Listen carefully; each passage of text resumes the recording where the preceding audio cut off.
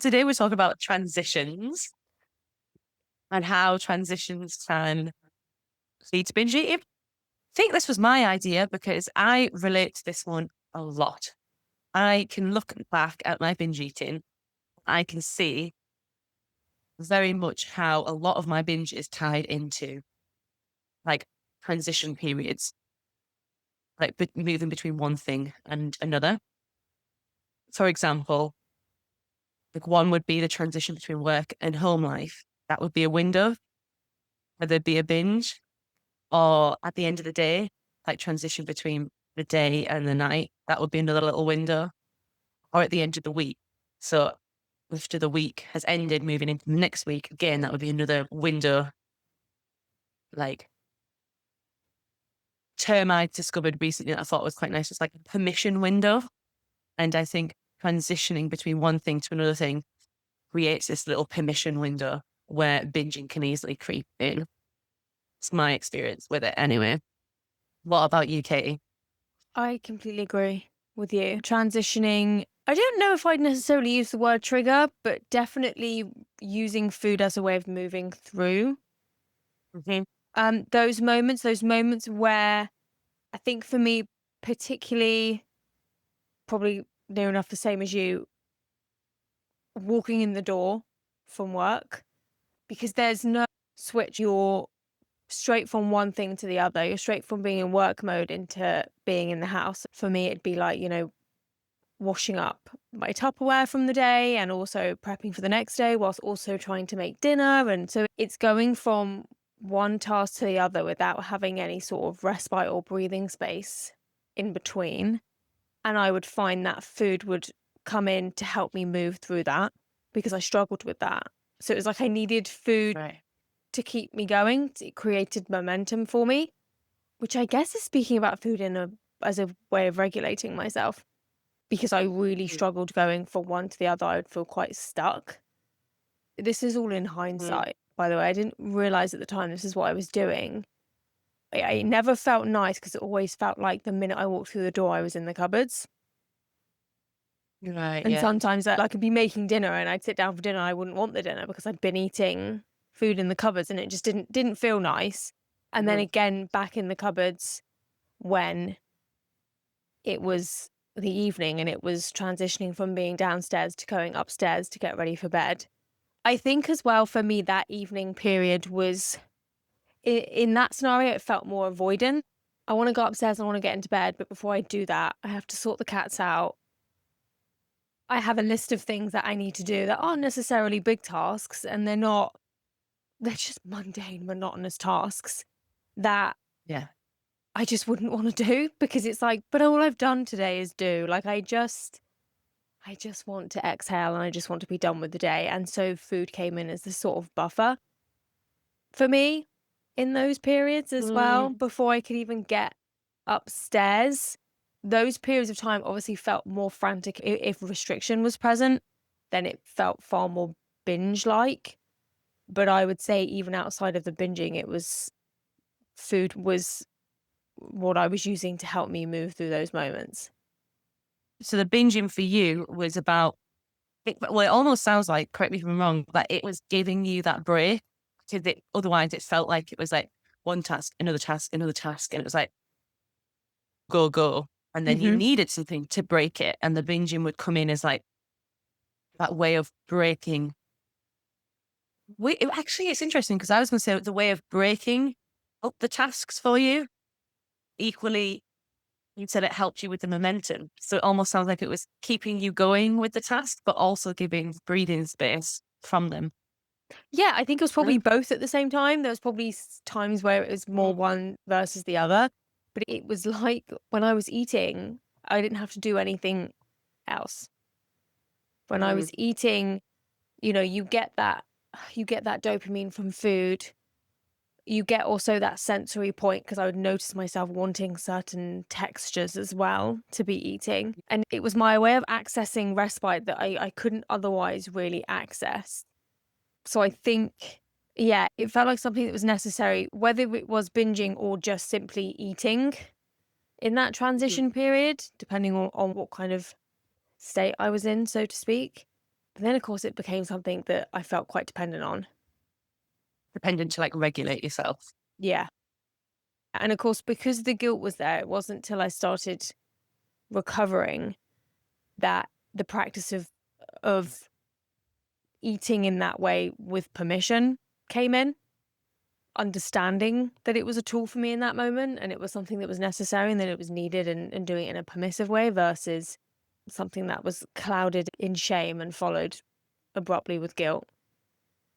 So you still, as part of your recovery, you still gave yourself those breaks. So like after work and then you'd come home before the evening, whatever tasks you had to do that evening, you would still give yourself that opportunity to kind of break, have a bit of respite and use food as that. But it was more with the permission that time rather than trying to do it secretly and the way that you don't want to get caught, that kind of thing. Yes. Because I also was learning and understanding that restriction was still at play. So my body was primarily actually hungry as well.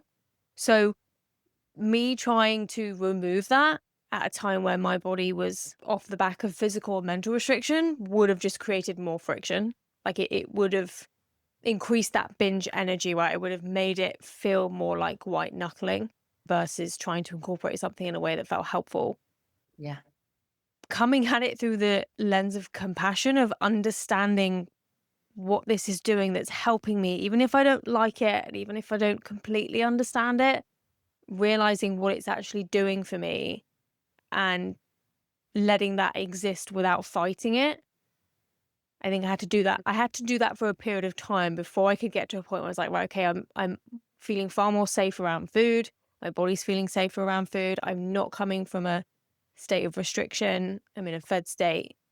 How can we look at finding other means of managing these transitions? Does it feel safe to try something alongside food to then eventually remove the food?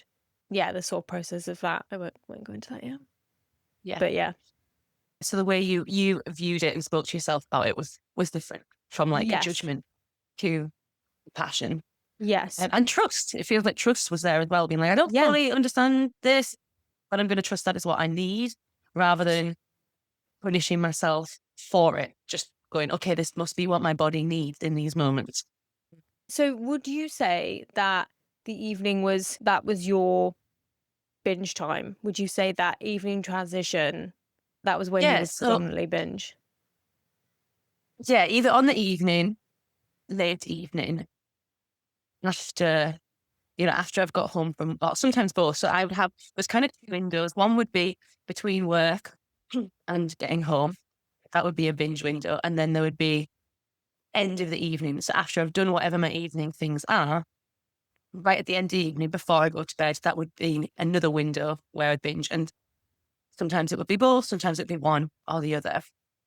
It was interesting when you were speaking then about your binge would come in when you actually got home, because mine would actually be the middle period. So I would finish work and then it would either be while I was driving home from work before I got home, or it would be if I was getting public transport, I'd get the train and then the walk that I had from the train to home, that would be when I would binge. It wouldn't actually be when I got home. It was like really in the transition. And the way I view it and what it was doing for me was I kind of saw it as, well, I'm at work, I am eating in a certain way and presenting myself in a certain way that is playing this role, this identity of being someone that always eats healthily and is really in control of their food and would be the person that like, oh, how can you eat that and not want to have the chocolate bar with it or something? And I would be playing the role of like, no, it's fine. I'm happy with this. Like that was playing that kind of character. And then when I would get home, I again with like my partner didn't want to seem like gluttonous or greedy, or like I was still playing like a different kind of role of wanting to eat in a certain healthy way, or a way that I viewed was like an admirable way of eating. I saw it as like, okay, I'm playing these characters which have health and control at the center of their food. So when do I have this opportunity to actually break free from that? Because that's suffocating, because it's not really me. Like, I need a break. I can't eat like that all the time. It's not realistic. It's not actually even really healthy for me to eat like that all the time because it is restrictive. There's no fun value to that. But breaking that persona in front of other people felt impossible because it felt like it was too much of a threat to who I was in front of them and who they thought I was. So this window where I'd be driving home or I'd be walking home was that window because it was just me. There was no one else around me. So I could go to the shop and buy whatever food it was I wanted to binge on, drive and eat it, or walk around and eat it, and then pull into the next shop and do the same. And it would be like a repeated process. So I remember like literally getting out of the train station and there was a shop right next to the train station and I used to go in, get some food to binge on, and then just walk the streets. And I'd be like in a trance. It felt like I was kind of in like a trance-like state, almost like I knew what I was doing. It wasn't quite as much of a trance-like state when I had the massive, big binges at home because it was interspersed with going into shops and playing that character of someone who's just like, oh, I'm hungry after work. I need to grab this meal deal or whatever. Trying to put on that persona. But then I'd go back out and I'd enter into this trance-like state and binge on it, just walking. Kind of like it felt like zombified. Like I was trying to think about how to describe this the other day. Have you ever played a video game where in the video game, like everything around you freezes, but you can move in the video game? It was like that. Like you're in the world, but you're not really in the world because like in that kind of video game, everyone's frozen around you, so you can see the people and the shops and whatever's going on, but you're the only one moving. Kind of how it felt when I was walking around and binging, and I would just repeatedly do this until I got home, and then I'd get home, and then the mask would come back on, and that's I why I resonate with the term a permission window because that's what it was. It was like this is your window of permission to like not be that person. two things that I observed from that is, well, okay, so firstly, with these binges, were they something you planned? Would you spend the day knowing that that's what you were going to do? Or was it something you would sort of fight with yourself and be like, no, we're not doing that today. We did that yesterday. Or was it like, this is my only time and I look forward to that and I know it's coming? I think initially they started just in an unplanned way. They just like naturally happened. Like it happened one day that I did that and it kind of caught me off guard. And then it started to become more of a habit. And once it then became a habit, it was something I was trying to avoid. Like I would be saying to myself, like as I knew I was approaching like a garage or as I knew a train was coming up to the end, I'd be like, don't go to the shop. Just don't go to the shop. Don't do it. Don't need to do it. You literally just need to drive straight past it. You just need to walk past the shop. Like I'd be telling myself this stuff. And then it's like I'd get off the train and my body would just take me into the shop. Or I'd approach the garage and I'd just find myself pulling in and parking up. Even though all the way there, I'd be like, don't do it, don't do it, don't do it. It's like it would feel like something just come in and took over me. Yeah. I'm I'm And there was amazed. restriction at play. So, there is going to be I think there was definitely a biological drive to it Yeah, because I there's was restricting definitely at that hunger. time. You're fighting Yes. hunger. I'm amazed that you were able to, because you've spoken about that trance-like state before, and I'm amazed that you're able to do that in such a defined window and then go home and put your mask on again.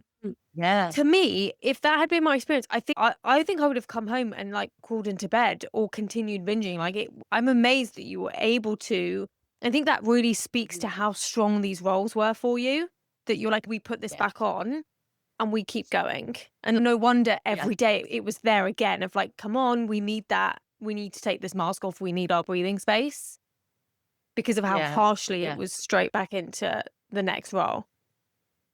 Yeah. And those binges as well, they were like, they weren't what I call like, they weren't what I view as like my massive binges. So Mm. there were certain binges where they would be to the point where like I needed to just sleep afterwards because I'd be in so much physical discomfort I couldn't do anything. Whereas these binges weren't. And I don't think that wasn't, again, it wasn't a conscious thing. Like I didn't consciously think, just binge to the point where you can still carry on with the rest of your evening and maybe go to the gym or sit and have an evening meal with the partner. But I did. I binged just to Mhm. that point. But I could go home and I could still put that mask on, which is interesting, I think. Yeah. Like a ritual. It was like a little ritual. Yeah, well, it does. It does become very ritualistic. And this is why, like, I Yeah. mean, you said earlier it was a habit, and I wonder if that's an injustice to it, really. Yeah. When you think about the purpose it was serving for you, I don't know if I'd say if it was a habit. I mean, it's your experience by all means, but like Mm. the way you talk about it and when you set the scene, absolutely no wonder that was happening for you. You needed Mm. that period, even if it was brief, where you didn't have to be this version of yourself that you thought you had to be. Yeah. Habits probably, I mean, that's how I worded it or it felt at the time because it Mm. just started to, it just started to happen.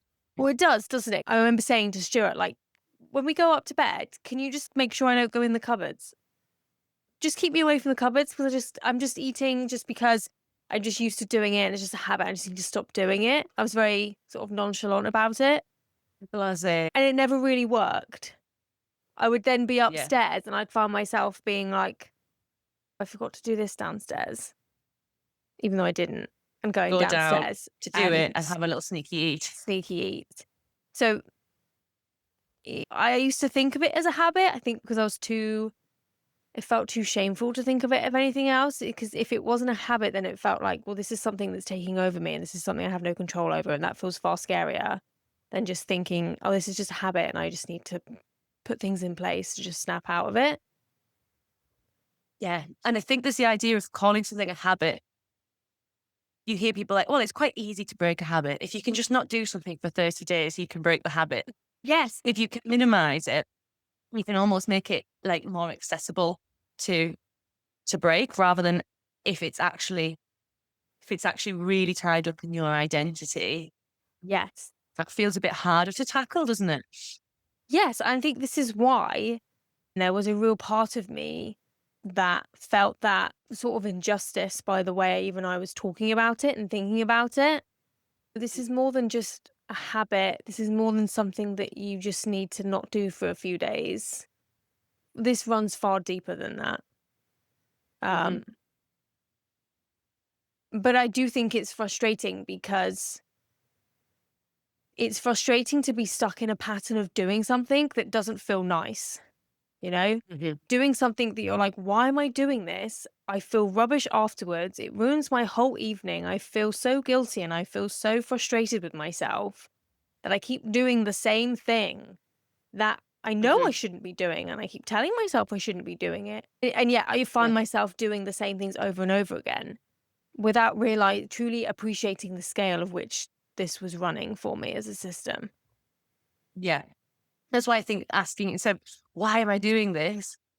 Going, what is it I'm getting out of this? Because there's a reason why I'm doing it. There's something that's driving this. Because otherwise I wouldn't be doing it. So what is that? I love it when And that'd be Miss different. Rebecca enters the room. It makes me so happy. And we've shared for us what that was, but that doesn't mean it's going to be the same for everyone who's listening. Mhm. You know, you might ask yourself that question and be like, oh, it's actually something completely different. And that's fine. And Um, even if there's like conflict with that response, like it could just be one small part of you that's mhm, like, yeah, but this is the one time I don't have any expectations on me. Or this is the one yeah. time I only get this. You may not wholeheartedly agree with that with every part of your being, but for one part of you, it's serving a purpose in that moment. The other way I thought of transitions, because we've spoken, this is more what we're talking about, I feel is like, I view as like the micro level of transitions, as in the day to day kind of transitions or week to week transitions and how they lead to binging. And then I think there's another level of it, which I call like the macro level of transitions, which is more when you're transitioning between like big life changes, I guess. And I thought of this at the moment because I well, we're both in the same position. We're both getting married this year, and that's a huge life transition, Mm. really. And it made me think about like, what's that bringing up for me around my identity? What does it mean to be a wife? And, is how I'm going to be viewed in the world different because I'm going to be someone's wife? And is the expectations of me now going to be different because I'm going to be someone's wife? And I already feel that a bit with like the wedding of like there's certain expectations that people have around the wedding. And that's, I'm maybe not following those expectations. Mm. For example, one is like, I'm not taking Will's surname. We're both Oh, taking you're each other's not? surname. No. I didn't know So that. yeah, we're both going to take each other's. So we're going to have a double barreled surname of it, like mid as Robinson Chin is what we will be. Oh, that has Um, such a lovely ring to it. oh, thank you. Love it. But this is kind of expectation from people that I will take Will's surname, and people being like, oh, it's so exciting. You're going to be a Mrs. Chin. And I'm like, but I'm kind of not. Kind of. Yeah.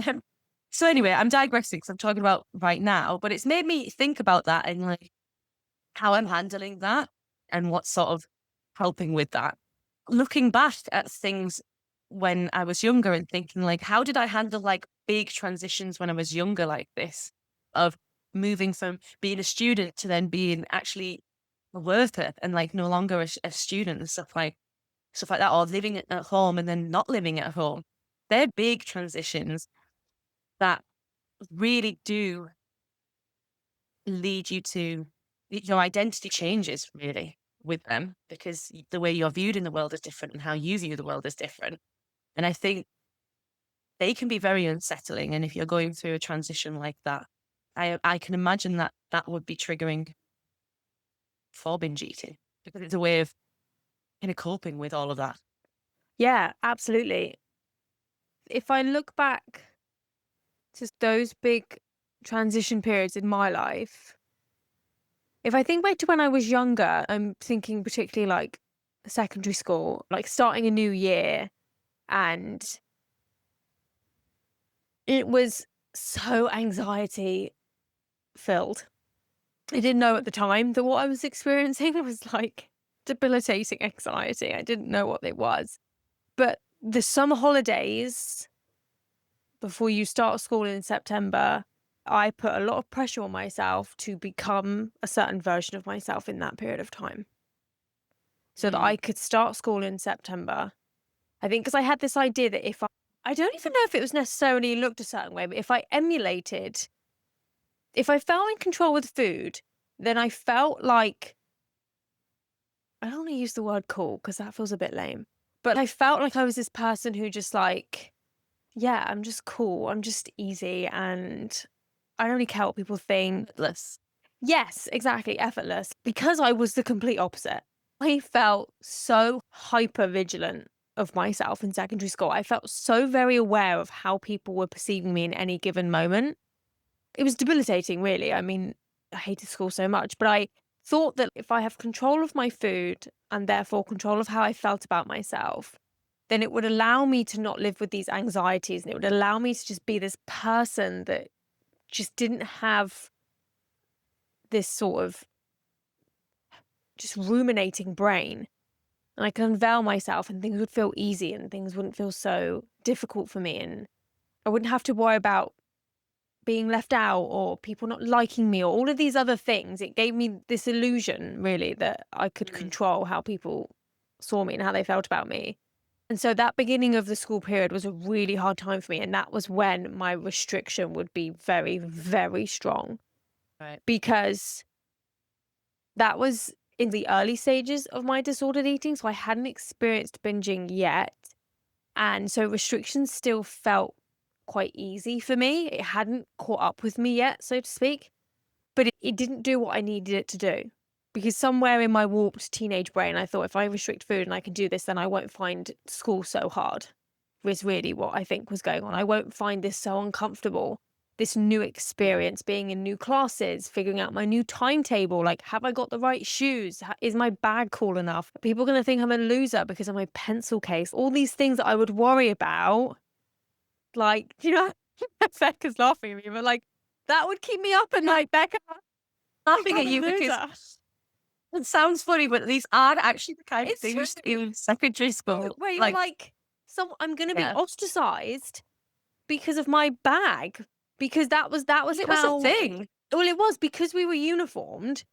Your school bag was your only way of really, like, setting the tone for you. And I remember, like, I'll be on MSN with my friends, like, "What school bag have you got this year?" Da, da, da. All of these things that when you are a teenager, it's the only thing that really matters, isn't it? Because the last thing you want is to be ostracized in school or picked on or anything like that. And so that sort of period, that's the summer holidays and then the beginning of the school year, was just always a horrible, Mm, horrible time because of those, yeah. just those pressures. And yeah, I'm laughing because I remember doing this. Like, I remember we had school uniforms as well, and everyone used to bring in their PE kit in like a bag, like, but not like Mhm. a shopping bag. And whatever shopping bag you had, like, determined like how cool you were because it determined Yes. like So it's like not where you bought Tesco. your clothes It from. has to be like Yeah. Abercrombie& and Fitch or Hollister. Yes. Like, do you know what I mean? It's just, but everything becomes a status symbol, doesn't it? And I mean, you're like Yeah. 15 at Exactly. the time. Like, Yeah. get a And I grip, remember my people. dad giving me my PE kit and being like in an Aldi shopping bag. I was like, I'm not taking it in Aldi shopping What are you bag. trying to do to my reputation, Dad? Yeah. And I remember me and my friend one weeknight going to like the local high street and going into all of these designer shops, just asking, "Can we have a bag, please?" And saying it was for like a school project that we needed to get local shopping bags. I love Because it. then we were like, if we can have a bag from there, we look cool because we look like we buy our clothes from here, which is really expensive. Which neither of us have any clothes from there at all. But that's why I'm laughing because I get it. Because actually, when you were younger, that's kind of well, in school that your world, that is your world, right? Kids are mean. Kids Mhm. do not forget. Kids can make your life hell at school if they want to, unless you are someone who is just naturally popular. And I wouldn't say I was unpopular. I was probably middle ground sort of thing.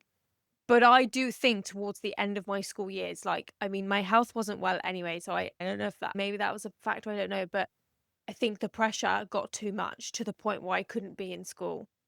It was too much. So that, when I think about those bigger transitions, I think of that period of time. I mean, you speak of similar Mhm. things. Yeah, I can relate to that, but that necessarily wasn't necessarily when I didn't trigger Mm. restriction or binge eating or anything for me. That did make me hyper aware of how I look and how I'm perceived and what's acceptable and what's not acceptable. I think for me, like a bigger transition was perhaps going from being in that kind of world where that matters and being a teenager to then moving into more of an adult world and actually things like that don't matter and things that do matter are different and you've got all of the adulting things that you need to do in terms of getting sorting out all your bills and paying them and being in charge of everything and not having some like at school ultimately look that's kind of done for you. You have like little things that you need to sort out. But for the most part, your parents or school are telling you what you need to do. To go from that to then actually you're on your own and you've got to do all of this. That was harder, like the mental overwhelm of that and how much like, executive functioning that used. That was really tough for me as a difficult transition. And I think like in terms of big life transitions, I think some of the biggest one for me was thinking about when I was a teenager and in the space of a couple of years, going from someone that had a family that had like parents who were together and that was our family unit and that's what that looked like, to then suddenly that not being my family unit and that's not what my family looks like and my parents aren't together. And what does that mean? Like about them, about me, about our family and how do we adjust to that? And then also not long after that, going from being someone who was, I would say, for like the age of like 19 years old, I think I was quite sexually like immature. I wasn't like a very sexually experienced person. Going from that and quite sexually naive, to be honest, to then having been sexually assaulted and seeing that side of sexual violence, that really shook me to my core in, wow, like you can't actually just trust people are going to treat you respectfully. And those two transitions happening in a quite short period of time for me, that really shook me up because I was having to adjust my understanding of the world and understanding of people, and a Mm. big one, understanding of how to trust people and who to trust and why people aren't trustworthy. And what does that mean about me to just like blindly trust people? So like my Yeah. naivety, all of that was coming up. And I think that for me is like an example of big life change and how that changed me as a person. Those two experiences, like I wouldn't be how I am today without having had those experiences because they did completely shape how I viewed the world and how I viewed myself. And I'm thinking of changes like that. I think, if you haven't gone through a big change like that, then that's rare because a lot of people have. And it doesn't have to be what I've described, but becoming a parent, that's a huge transition that changes how you view the world. Marrying does. Going from living on your own to living with a partner does. If you've lost someone, say you've lost like a parent or a sibling or even a grandparent, like whoever, that can change how you view the world and yourself. Or if you gender transition, do you know what I mean? All of these different Yeah. things. And I think when I think of a big macro transition, that's what I think of, stuff that really shakes you to your core and makes you have to reevaluate who you are and what the world is. Yeah. And to go through that is, it can feel like you're completely being destroyed and crumbled apart and you have no sense of what anything else is. So that's where I'm like, yeah, binging, either restriction comes in to try and bring some of that control and bring some sense and predictability and routine to it all.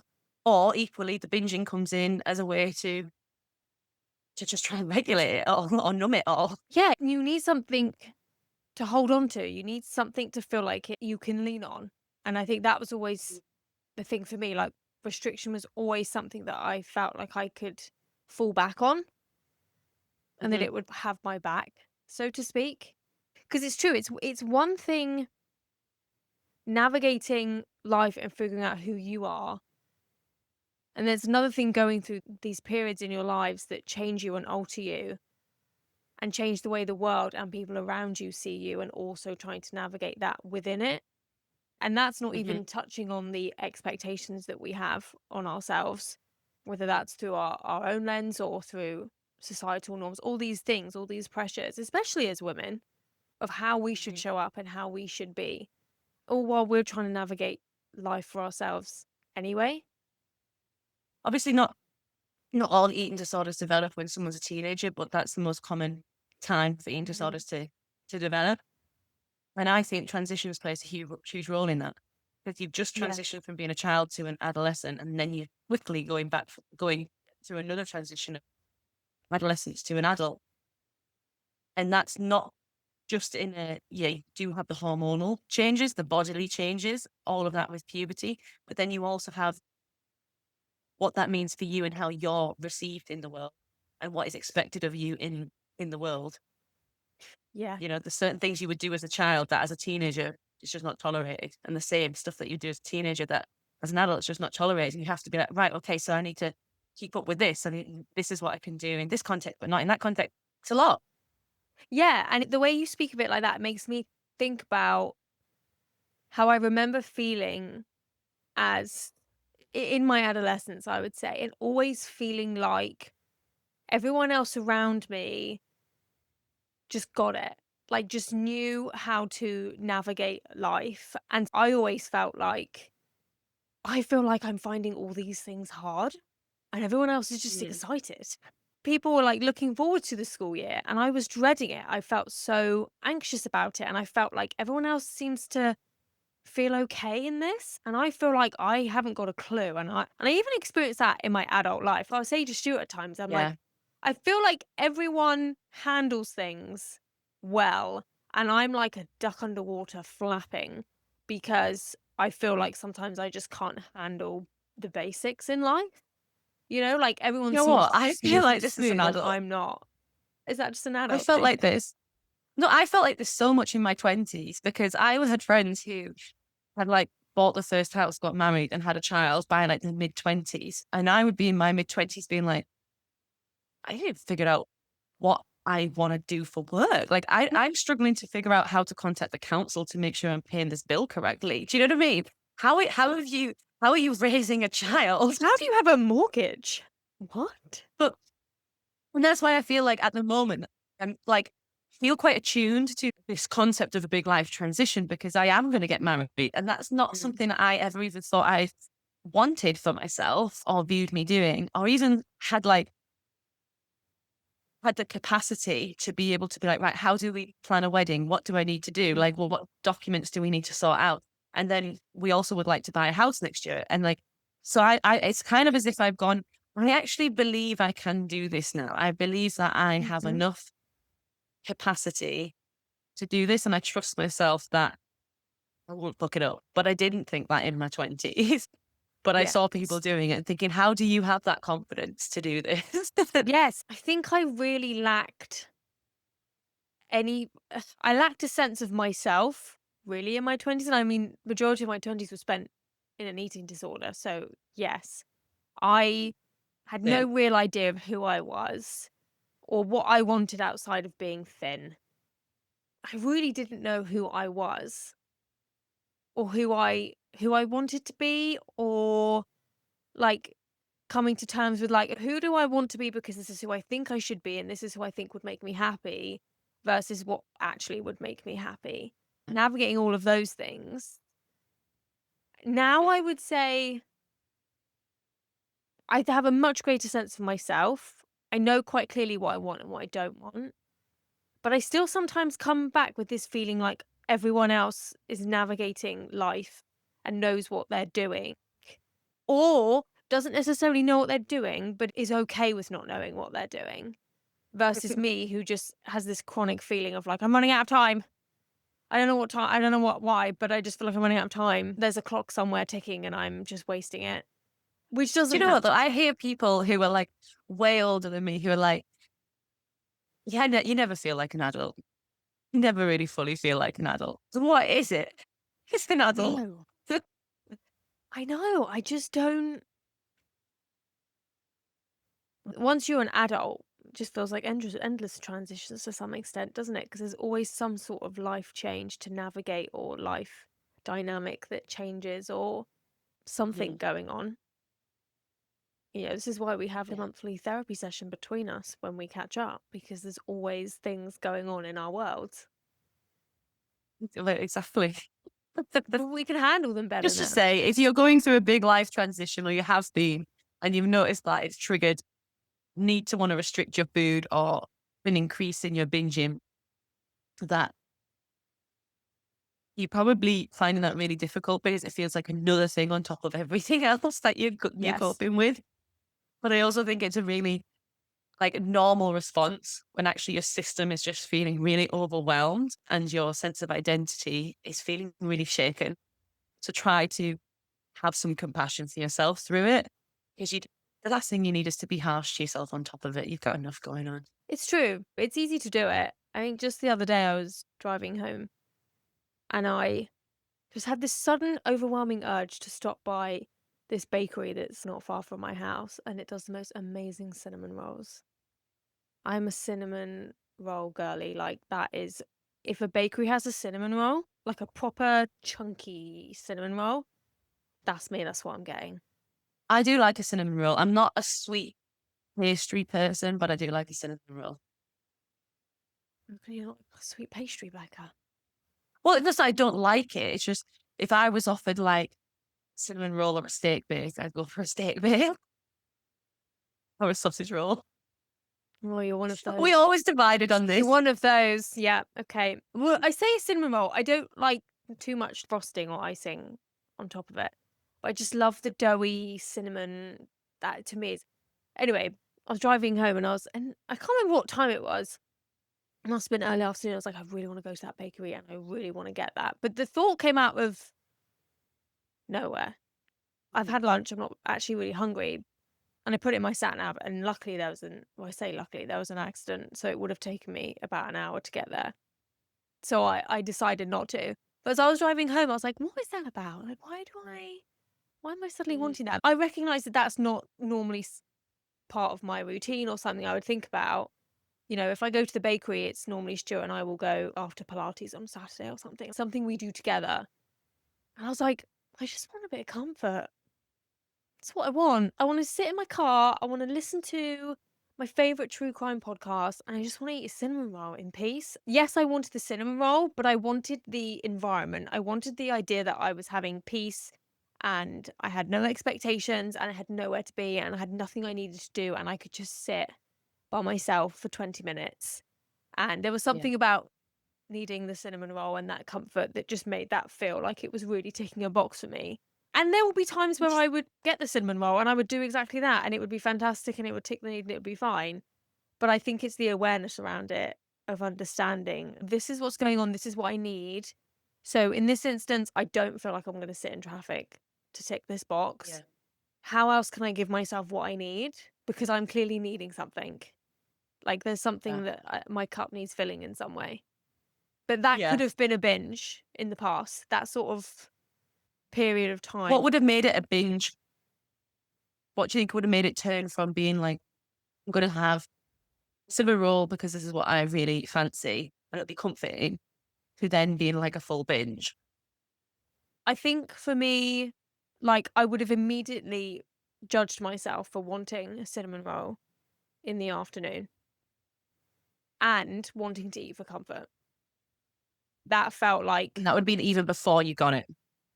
yeah. So there would have already been judgment in place before I would have got it. And Mm. I would have been probably quite horrible to myself about, like, why can't you just cope and handle things? Like, people have, I was notorious for being like, people have it worse than you. People have so much more on their plate and they're handling it, and you've got two things on your plate, and here you are eating XYZ on a Tuesday afternoon. Like, comparison game came in. Yeah. Of again this feeling of like, why is everyone else handling things and I can't seem to Mhm. handle like the simplicity of coming home from work. Going from my car to my house feels like that's too much and I need to eat to do it. It felt so silly and so pathetic because I just didn't really understand from a nervous system Mm. lens and all the other factors that contribute to feeling that way. Two things came up for me when you were speaking about that. There was Mm. one, that judgment beforehand of like, why do I want this? I shouldn't want this. And all of that self talk before you even get to the point of getting the cinnamon roll to eat it is like so much energy, isn't it? Like so much energy and coming and momentum being built up to this one cinnamon roll. That I would have then hoovered. But then Like you would have. eat and so Mm. it would be like an explosion. It would be like to match the kind of energy that you've put behind that. You can't match it on just one cinnamon roll. So you need Mhm. more cinnamon rolls and the rest to kind of match the energy that you've really put into what this whole experience is gonna be. And the other thing that came up for me was around food, like food neutrality and having permission for all foods in thinking like think emotional eating or comfort eating can get a bad rap because often you don't really go, fancy comfort eating some broccoli, do you? It's Doesn't quite not hit the same. it's more fun foods that you have want to comfort eat. And if we demonize those foods, then we are saying that it's a bad thing to eat those foods and that the comfort eat is a bad thing. But actually, we don't do that when we have cravings for other certain foods when we need regulating our comfort. For example, like I am being very well this week, and I really fancied like soup. That's really what I've wanted, or smoothies, because it was like I just want something that's really easy. Like drinking smoothies, I can kind of feel like I'm getting like nutrients in there, but it doesn't feel that Even though much it's effort. It's cold, just, but it's been all right. It's been does the warmish. temperature not bother you? So, and then the soup is like the comfort of something like Mm. warm and cozy and hearty. And I've liked that. But a lot of people, I think, get cravings for like soup when you're feeling under the weather, like soup and a crusty roll or something. But we don't berate that. Why do we not berate that? Why do we not judge ourselves for that?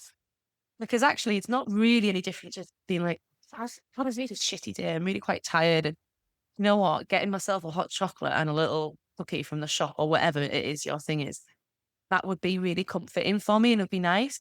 But we don't because we've been told these foods are bad and these foods are good. So if you crave these for comfort, that's okay. But if you crave the others, then that's a bad thing. And also, I think when you're craving a soup because you're feeling under the weather, it's because you're feeling physically under the weather. And our society is better at being like, oh, it's okay to look after yourself when you feel physically unwell. But if you just had a stressful day or you're tired and you're feeling a bit low, we're not as great in society as being like, what can you look after yourself when you're feeling mentally not the greatest? So I think there's parallel between the two kind of cravings and comfort, but the way they're viewed is very different. So if we can work on food neutrality and viewing health as mental health and physical health, we can start to view them actually just as very similar processes and honor them in the same way.